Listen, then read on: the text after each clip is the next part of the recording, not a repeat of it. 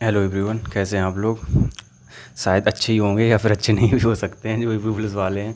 मतलब कुछ पता ही नहीं चल रहा क्या हो रहा है, कैसे हमारे नंबर ठीक नहीं आ रहे हैं, फिजिकल की तैयारी करें ना करें। अभी एक खबर आई है कि सितंबर के अंत तक सूचना आ सकती है कि फिजिकल की मतलब फिजिकल कब से हो सकता है। ठीक है, अखबार ने निकाला है कि और ये रोज़गार विदंगत सर सॉरी जो है उन्होंने अपने व्हाट्सएप चैनल पे भी डाला है कि काफ़ी सारे न्यूज़ चैनल ये निकाल रहे हैं कि मतलब कब से फिजिकल हो सकता है, इसकी घोषणा हो सकती है सितंबर के अंत तक और रिजल्ट भी जल्दी आ सकता है।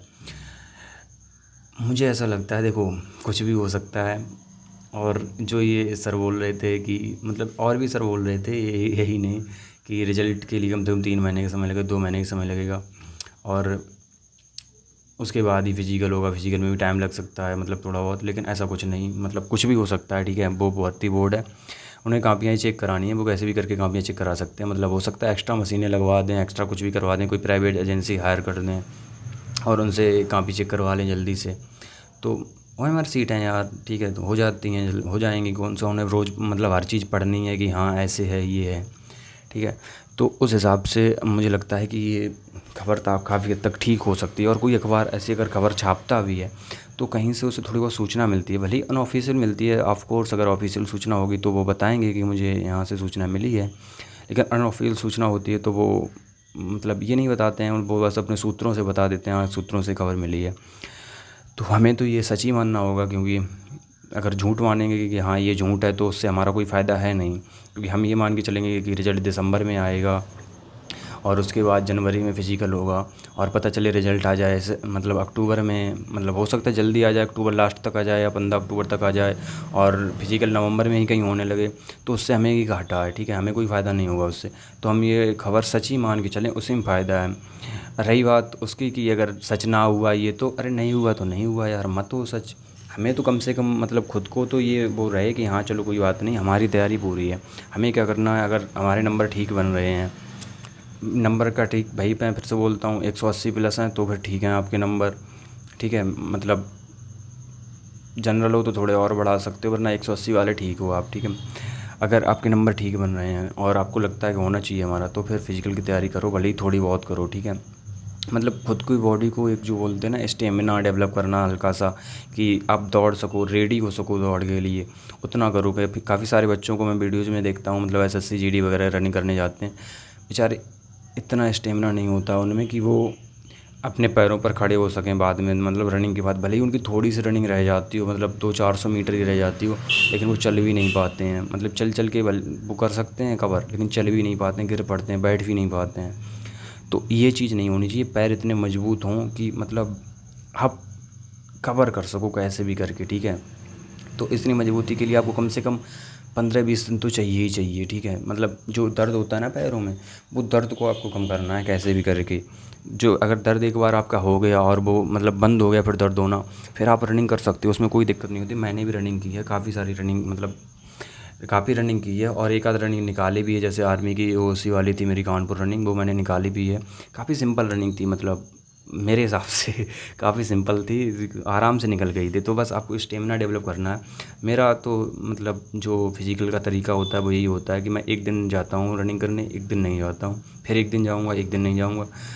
काफ़ी सारे लोग आप कहोगे अरे नहीं रोज़ जाना चाहिए, और ठीक है अगर आपको लगता है रोज़ जाना चाहिए तो आप जाओ, लेकिन मेरे लिए बेस्ट सूट यही है कि मैं एक दिन जाता हूँ, एक दिन नहीं जाता हूँ।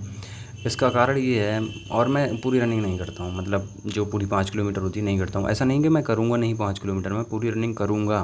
लेकिन अभी मैं काफ़ी दिनों बाद रनिंग कर रहा हूँ, लोग 1 साल नहीं, 1 साल नहीं, दिल्ली पुलिस में की थी, सॉरी यार, मतलब 10-12 दिन ही मिले थे, उतने ही दिन की थी। और मेरा टाइमिंग भी ठीक आ गई थी, लगभग लगभग मैं 6 मिनट 20 सेकंड के आसपास 1600 मीटर कवर कर लेता था। और उससे पहले मेरे मतलब उसके तभी मेरी चोट लग गई थी, तो मैं वो फिज़िकल नहीं दे पाया, क्योंकि अगर फिज़िकल देता तो शायद हो जाता। क्योंकि 6 मिनट 20 सेकंड के आसपास हम 1600 मीटर कवर कर रहे हैं घर पे, और तो वहाँ तो हो जाएगी आराम से, या फिर थोड़ा बहुत और कर लेते 2-4 दिन में हो जाता है इम्प्रूवमेंट इतना तो। ठीक है, तो मेरा तो तरीका यही है रनिंग करने का कि मैं जाता हूँ और जिस दिन रनिंग करता हूँ, मतलब स्टार्ट की उस दिन 1 किलोमीटर या 1.5 किलोमीटर, उसके अगले दिन फिर रेस्ट लिया, उसके अगले दिन फिर जाओ 100-200 मीटर फिर बढ़ाओ अपनी रनिंग। ठीक है। टाइमिंग का इतना ज़्यादा ध्यान मत भी रखो, कोई दिक्कत नहीं। अगर आपको लगता है आप टाइमिंग ज़्यादा ले लेंगे तो आप थोड़ा ध्यान रखो। मुझे लगता है मैं नहीं लूँगा ज़्यादा टाइमिंग, तो मैं इतना ध्यान नहीं रखता हूँ। मुझे बस अपने पैर मजबूत करने हैं और मतलब कुल मिला के वही बोलते हैं स्टेमिना बढ़ाना है।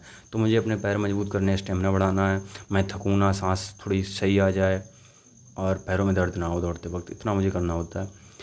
तो मैं वही करता हूँ। फिर अगले दिन फिर छुट्टी मारी, फिर चले गए, अगले दिन फिर 2 किलोमीटर तक पहुँच गए, ऐसे करके करना होता है, ठीक है। तो आप अपने हिसाब से देख लो, या आप जो कि ट्रेनर आप जिससे बोले रहे हैं ट्रेनिंग, उससे देख लो। मैं ऐसे ही करता हूँ, मैं किसी ट्रेनिंग नहीं ली मैंने मतलब आज तक और इसमें तो क्या ही लूँगा, इसमें कुछ है ही नहीं, मतलब सिर्फ रनिंग ही रनिंग है।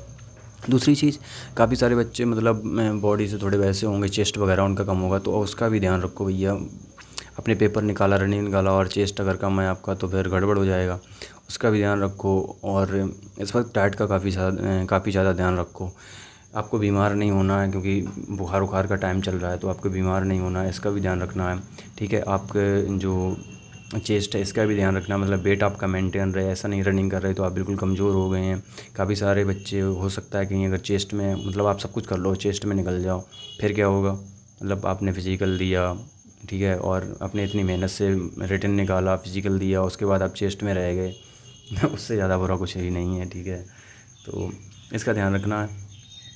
और जो ये पेपर वाला खबर आई है, आप ये मान के चलोगे कि ये खबर ठीक है, और नहीं भी ठीक होगी तो इसमें हमारा कोई घाटा नहीं है। अगर ठीक हुई तो फिर हमें उस हिसाब से अपनी तैयारी करनी है, ठीक है।